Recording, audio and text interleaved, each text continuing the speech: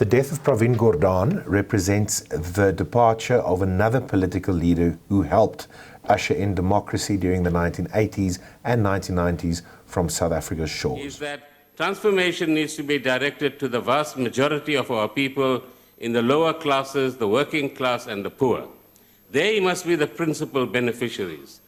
It's nice to have billionaires and millionaires, but the principal beneficiaries over the next 10 years must be our own people who find themselves in despair. And the real genius that we need to generate is how do we address their concerns, how do we increase wealth in their hands, how do we increase assets in their hands so that intergenerational poverty ends with our generation. He served twice as Minister of Finance, the first stint between 2009 and 2014, and his second stint in 2015 and between 2015 and 2017 when he took over following the dismissal of Nhlanhla Nene as finance minister by then President Jacob Zuma, who of course was the kingpin in the Gupta state capture and grand corruption network. When did the picture of state capture, as you've testified to, emerge for you, or on what event did it emerge for you?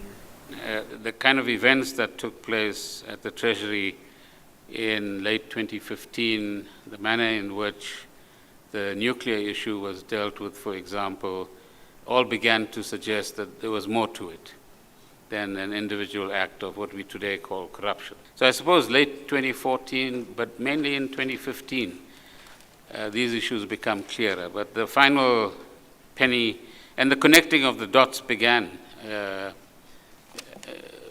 late 2016, after the kind of harassment that we were subjected to during 2016. The vitriol that was sent his way increased in intensity when he became the Minister of Public Enterprises after 2018, with a specific mandate by President Cyril Ramaphosa to clean up parastatals. Parastatals, of course, were ground zero for the grand corruption project initiated by the Guptas and Jacob Zuma and executed by large swaths of ANC deployees and cadres. We can't gather like things are normal here when things are abnormal.